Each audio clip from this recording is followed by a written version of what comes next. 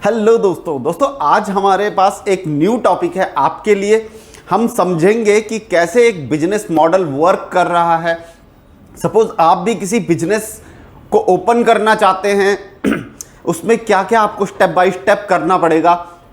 ऐसी ही case study है एक, आपने नाम सुना होगा MBA चाय वाला। बहुत ही फेमस सा नाम है प्रफुल्ल बिल्लौर का, जो एक ऐसा इंसान है कि अपने मुंह से भी और अपनी चाय से भी लोगों का दिल जीता है। लेकिन आज की डेट में वहां पर क्या चल रहा है, क्यों बिजनेस इतना डाउन हो रहा है, उस बिजनेस के रिलेटेड हम पूरी जानकारी आपको देंगे।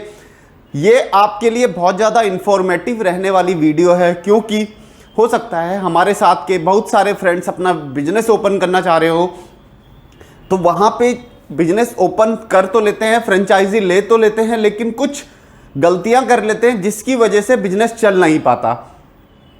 तो ऐसा ही यहां पर इस बिजनेस में भी हो रहा है। बिजनेस में क्या कमी है, नहीं है, या फिर जो फ्रेंचाइजी परचेज कर रहे हैं उनके अंदर कोई कमी है, हम पूरा इस वीडियो को डिस्कस करेंगे। अगर आपने भी कभी MBA चाय वाला की चाय पी है तो आप एक बार मेरे को कमेंट करके जरूर कमेंट करें कि आपने कौन सी चाय पी, क्या कॉस्ट थी और कैसा टेस्ट था। दोस्तों आइए वीडियो को स्टार्ट करते हैं। वीडियो को जरूर देखिएगा, केवल और केवल इंफॉर्मेशन के लिए तो देखिएगा ही। वैसे तो हो सकता है कई बिजनेस जो ओपन करना चाह रहे हो या फ्रेंचाइजी परचेज करना चाह रहे हो उनके लिए बहुत ही इंफॉर्मेटिव रहने वाली है। आइए दोस्तों स्टार्ट करते हैं वीडियो को। सबसे पहले हम बात करते हैं MBA चाय वाला के बिजनेस मॉडल की। ये एक दोस्तों ऐसा बिजनेस मॉडल है जो बहुत ही इजीली हम परचेज कर सकते हैं, लेकिन जब हम देखते हैं कि वहां पे कॉस्ट इतनी महंगी है तो हम उससे पीछे हट जाते हैं। हम सोचते हैं कि चाय का बिजनेस है, बहुत ही सस्ता होगा, लेकिन जब हम कॉस्ट देखते हैं तो वहां पे से हम बैक हो जाते हैं, क्योंकि यहां पर इनके 3 तरीके के मॉडल हैं जिसको हम परचेज कर सकते हैं एज ए फ्रेंचाइजी। यहां पे है पहला जो स्टार्ट होता है वो है 10 लाख का, सेकंड है 20 के अराउंड का, और थर्ड जो है वो 30 to 40 लाख। तो दोस्तों एक चाय का बिजनेस स्टार्ट करने के लिए अगर हमें 10 लाख, 20 लाख या 40 लाख रुपीस लग रहे हैं तो यहां पर थोड़ा सा प्रॉब्लम हो जाती है एक मिडिल क्लास फैमिली को, क्योंकि मिडिल क्लास फैमिली या जो लोअर क्लास फैमिलीज हैं वो ही एक बिजनेस को ओपन करने के लिए फ्रेंचाइजी लेंगी। जो टॉप क्लास है वो ऐसे बिजनेस में इन्वेस्ट करेंगी जिन पे उनको बहुत ही ज्यादा हाई मार्जिन होगा। लेकिन जो मिडिल क्लास फैमिलीज हैं वो ये सोच के बिजनेस परचेज करती हैं कि यहां पर इस बिजनेस में बहुत ज़्यादा कमाई हो रही है तो हमको ऑलरेडी उनका बेनिफिट्स मिल जाएगा। पर जो मैंने बताया कि 3 टाइप के यहां पे इनके प्रोडक्ट लॉन्च है, जो 10 लाख का है, 20 लाख का है और 30 to 40 लाख में है। तो देखो, अगर हम सबसे पहले हम केवल और केवल सबसे छोटे वाले मॉडल की 10 लाख की बात करते हैं। दोस्तों इसके लिए आपको एक स्पेस भी चाहिए होगा, आपने फ्रेंचाइजी लेनी है, उसके लिए इन्वेस्टमेंट चाहिए, आपके पास कुछ ना कुछ बैक सपोर्ट भी होना चाहिए। तो ओवरऑल मिला के जो जितनी कॉस्ट आ रही है, अगर हमें वो कॉस्ट हमें वापस नहीं मिल रही है तो इट मीन्स कि आपका बिजनेस फेल होता जा रहा है। यहां पे कुछ कमियां मैं समझूंगा कि आजकल मैं देख रहा हूं कि यूट्यूब पे बहुत ज्यादा MBA बिजनेस का जो MBA चाय वाला का जो बिजनेस मॉडल पे बहुत सारे रोस्ट किए जा रहे हैं। ऐसा बिल्कुल भी नहीं है, क्योंकि MBA चाय वाला का बिजनेस मॉडल कोई खराब नहीं है, लेकिन उसमें कुछ कमियां हैं जो टाइम के साथ साथ अगर जिन्होंने भी ये बिजनेस मॉडल परचेज किया है, जो फ्रेंचाइजी ली है जिन्होंने, अगर वो डिस्कस करते, प्रफुल्ल बिल्लौरे के साथ बैठ के ऑन टेबल वो डिस्कस करते, तो हो सकता है कुछ ना कुछ जो छोटी मोटी कमियां हैं वो निकलकर सामने आती है और वो सॉल्व हो जाती। लेकिन यहां पर क्या हुआ, एकदम से उनके बिजनेस को लेके यूट्यूब पे रोस्ट होने लगे, यूट्यूब पे वीडियोस बनने लगी, तो जो बिल्कुल गलत है। एकदम से हम किसी के बिजनेस को लेके बात नहीं कर सकते कि उन्होंने किस तरीके से वो बिजनेस खड़ा किया है। लेकिन अगर हम बात करें कस्टमर की जिन्होंने परचेज किया है वो बिजनेस, अगर हम उनकी बात करें तो उनका बोलना भी बिल्कुल ठीक है, क्योंकि वहां पर उनका जो पैसा लगा हुआ है वो वापस भी नहीं आया, उनको इतना लॉस हुआ, हर महीने उनको लॉस होता जा रहा है। तो दोनों की टर्म्स एंड कंडीशन के अकॉर्डिंग अगर वो ऑन टेबल बैठ के बात की जाती तो वो मेरे ख्याल से ज़्यादा सुटेबल रहती, ज़्यादा ही सही बात रहती कि वो आपस में बैठ के डिस्कस कर रहे हैं, नहीं कि डिस्कशन कर रहे हैं। डिस्कशन यहां पे शुरू हो जाता है, जैसा कि आजकल यूट्यूब पे चल रहा है, ये केवल एक डिस्कशन का पार्ट है। इससे दोनों जो फ्रेंचाइजी बेच रहे हैं और जो फ्रेंचाइजी खरीद रहे हैं, दोनों के लिए खराब है। लेकिन अगर वो ऑन टेबल बैठ के डिस्कस किया जाता तो वो बहुत ही ज़्यादा बेनिफिशियल रहता। नेक्स्ट हम बात करते हैं यहाँ पे प्रोडक्ट की। एमबीए चाय वाला का जो प्रोडक्ट है वो मेन है चाय। चाय, आप लोग हिंदुस्तानी हैं, जो भी हिंदुस्तानी है उसका चाय से एक अलग ही रिलेशन रहता है। लेकिन चाय को एक ऐसा कैटेगरी में माना जाता है, ये एक मिडिल क्लास फैमिलीज के लिए। अगर हम इसको बात करें तो इसको प्रीमियम में नहीं दिखाया जा सकता, क्योंकि चाय हर वो इंसान पीता है, हर एक इंसान पीता है। लेकिन अगर हम बात करें प्रीमियम ब्रांड की तो वहां पे कॉफी को लिया जाता है। कॉफी अगर आप स्टारबक्स की भी पिए तो जो स्टारबक्स की कॉफी पीता होगा वो इंसान उसके लिए उतनी अमाउंट पेड करने के लिए रेडी है। लेकिन अगर वो चाय पी रहा होगा और चाय के लिए उनको इतनी अमाउंट देनी पड़े, सपोज जो चाय हमें 10 रुपीज़ की 20 रुपीज़ की मिल जाती है, हार्डली हमें 10 या 15 रुपीज़ में चाय मिल जाती है, या फिर 20 रुपीज़ मैक्स टू मैक्स होता है। लेकिन अगर हम उसके लिए 60 रुपीज़ 70 रुपीज़ पे करेंगे तो वो हमारे लिए थोड़ा सा हमारे माइंड में एक डिसीजन आएगा कि नहीं, ये परचेज करना सही नहीं है, इतने में तो मैं कुछ और कर सकता हूं। तो सेम यहां पर भी रहा है। अगर वो बात कॉफी पे होती तो कॉफी को एक प्रीमियम सेगमेंट में लिया जाता है, लेकिन चाय को एक लोअर सेगमेंट में लिया जाता है। बात करें चाय की तो चाय में जो सबसे ज्यादा फेमस है वो है अदरक और दूध वाली चाय।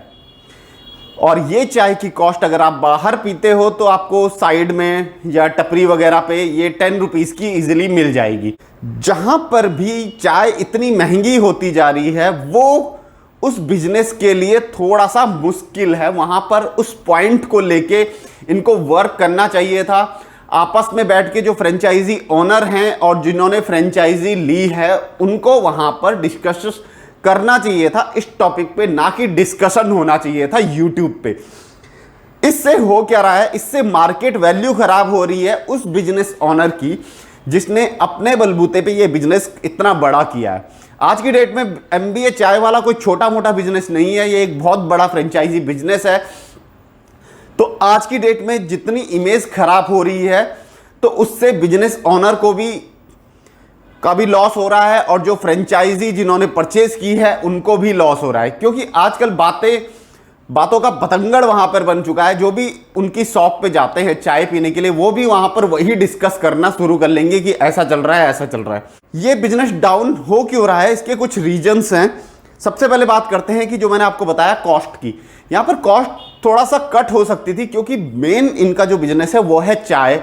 और चाय को अगर ये 15 to 20 रुपीज़ तक रखते या 10 to 15 रुपीज़ तक रखते तो वो एक हर एक जो पर्सन है उनको अपनी तरफ अट्रैक्ट करता, क्योंकि 10 रुपीज़ की चाय हर कोई अफोर्ड कर सकता है। तो वो वहाँ पे रेगुलर बेस पे जा सकते और उनको एक जो पब्लिक का है, पब्लिक वहाँ पे बहुत ज़्यादा आना स्टार्ट हो जाती।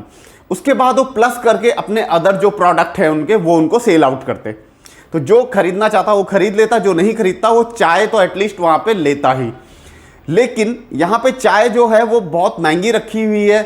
तो जो पर्सन आ रहे हैं जिन्होंने वहाँ पे चाय पीनी है वो कॉस्ट देख के वो दोबारा वहाँ पर विजिट नहीं कर रहे हैं। जो हमारे मिडिल लेवल के जो पर्सन्स हैं, जो मिडिल लेवल के लोग हैं वो वहां पर विजिट नहीं कर रहे हैं। तो इससे क्या हो रहा है, उनको लॉस हो रहा है।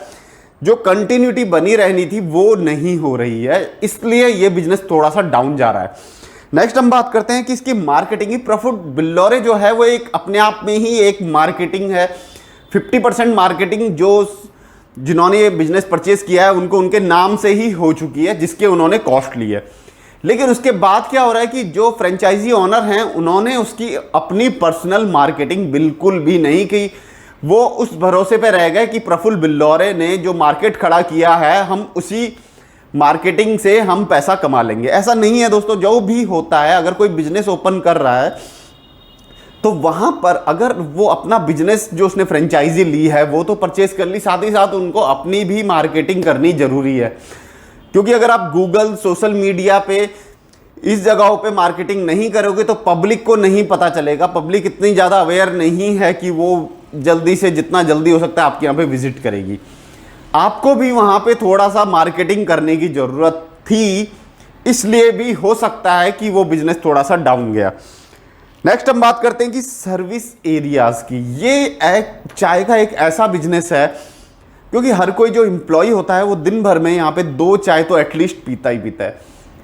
तो उनको इस चाय को पीने के लिए इतनी दूर जाना, वो अपने जो नियर बाय जो भी टपरी है या फिर जो भी चाय का होटल है छोटा छोटा जो होते हैं, वहाँ पर वो 10 रुपीज़ की वो चाय पीना पसंद करेंगे, ना कि इतनी दूर जाकर अपना टाइम वेस्ट करेंगे। क्योंकि वो जब ऑफिस के एम्प्लॉयज़ जो होते हैं या वर्कर्स जो होते हैं या कोई भी, हम किसी की भी बात करें, जब वो चाय पीता है तो वो अपने नियर बाय की जगह सर्च करता है चाय पीने के लिए और लो कॉस्ट की चाय पीता है। उसको इतनी दूर जाना और इतनी महंगी चाय पीना बिल्कुल भी पसंद नहीं आएगा। तो ये भी एक रीज़न हो सकता है चाय के बिजनेस, इस MBA चाय के बिजनेस में इतना प्रॉब्लम आने का। नेक्स्ट हम बात करते हैं दोस्तों कि जो इनको सपोर्ट था वो बिल्कुल प्रोवाइड नहीं किया गया। जो भी ये बिजनेस परचेज किया, जिन्होंने इनकी फ्रेंचाइजी ली है, उनको वहां पर हैंड होल्डिंग सपोर्ट नहीं प्रोवाइड किया गया, जो एक बहुत ही ज़्यादा महत्वपूर्ण था, जिसके चार्जेस लिए गए।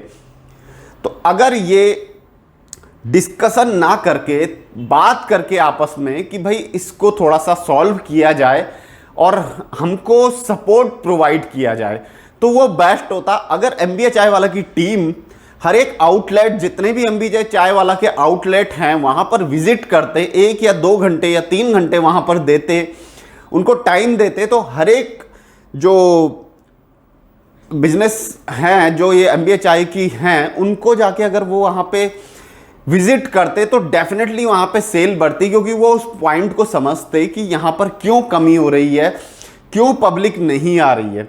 तो अगर उस सेगमेंट में वर्क किया जाता, हर एक जो चाय का सेंटर है, जो जहाँ पे आउटलेट्स हैं इनके, अगर उनको विजिट किया जाता, अगर उनको जाकर देखा जाता कि यहाँ पर क्या कमी हो रही है, किस वजह से यहाँ पे पब्लिक नहीं आ रही है, तो उनको उस चीज़ का पता चलता। तो यहाँ पर वो हैंड होल्डिंग सपोर्ट बिल्कुल नहीं दिया गया, जिसकी फ्रेंचाइजी ओनर को देना चाहिए था, फ्रेंचाइजी जिन्होंने परचेज की है उनको।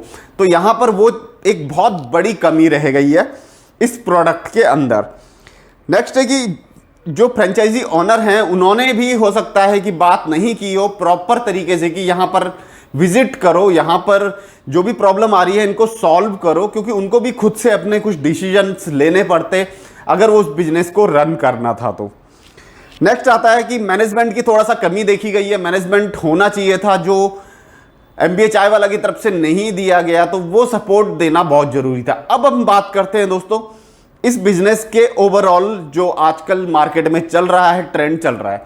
दोस्तों इस बिजनेस को अगर देखा जाए तो इतना बुरा नहीं है, बहुत अच्छा बिजनेस है, क्योंकि ऐसे पर्सन ने बिजनेस बहुत अच्छे से खड़ा किया और इतनी मार्केटिंग इसकी की गई है। इसमें एक कमी और जो रह गई है वो है फेस वैल्यू।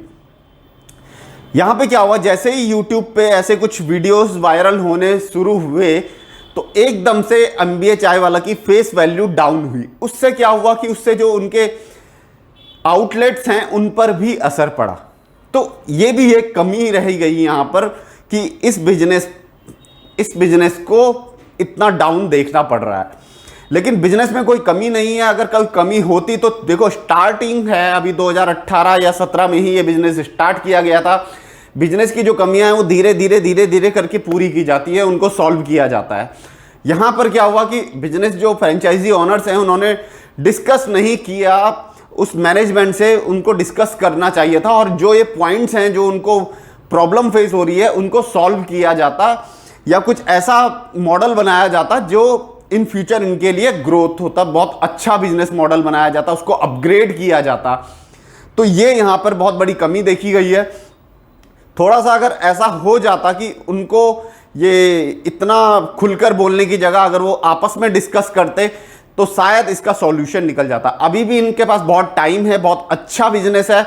हम किसी पर्टिकुलर बिजनेस की कोई बुराई नहीं कर सकते, क्योंकि यहाँ पर जो बिजनेस मॉडल इन्होंने बनाया है वो इतनी वैल्यू के साथ बनाया है, आप कहीं भी यूट्यूब पे जाके चेक कर सकते हैं प्रफुल्ल बिल्लौरे को, जिन्होंने अपनी बातों से और अपने बिजनेस पे इतना काम किया है कि वो बिजनेस ऑटोमेटिकली मार्केट में हर किसी के जुबान पे है।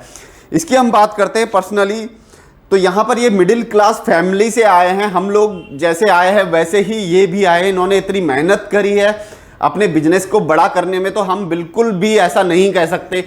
और एवरीवन जो भी ये वीडियो देख रहे हैं उनसे रिक्वेस्ट है कि उनको ऐसा कुछ भी नहीं बोलना चाहिए, क्योंकि उन्होंने अपना बिजनेस को बनाया है, उसमें टाइम लगता है। जो कुछ लोग, उन्होंने अभी एक स्टेटमेंट भी दी थी कि कुछ लोग हमारे खिलाफ इस चीज में बोल रहे हैं, तो वो भी, अगर किसी ने बिजनेस ओपन किया है, इतना अच्छा वर्क किया है, तो उसको एक सपोर्ट तो बनता है। उन फ्रेंचाइजी जिन्होंने फ्रेंचाइजी ली है उनका भी यहाँ पे सपोर्ट करना जरूरी है, उनको भी बहुत सारी प्रॉब्लम्स फेस हो रही हैं।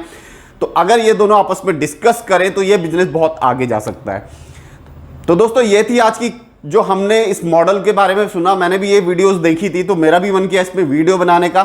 तो मुझे जो समझ आया वो मैंने आपके सामने बताया। आप भी इसमें कमेंट करके बताइएगा कि आपको इसमें क्या कमी लगी, इस बिजनेस मॉडल में क्या कमी लगी। तो हो सकता है आपके कमेंट्स भी उन तक जाएं और उनको इस प्रॉब्लम का सॉल्यूशन मिल जाए। मिलता हूं दोस्तों आपसे फिर से न्यू वीडियो के साथ। आप हमारी जॉब से रिलेटेड सारी वीडियोस चेक कर सकते हैं। हमारे यूट्यूब चैनल पे जाएं, मॉडल प्लेसमेंट सर्विस, वहां पे आपको बहुत सारी जॉब से रिलेटेड इंफॉर्मेशन मिल जाएंगी। मिलता हूं आपसे फिर से न्यू वीडियो के साथ, तब तक के लिए बाय बाय।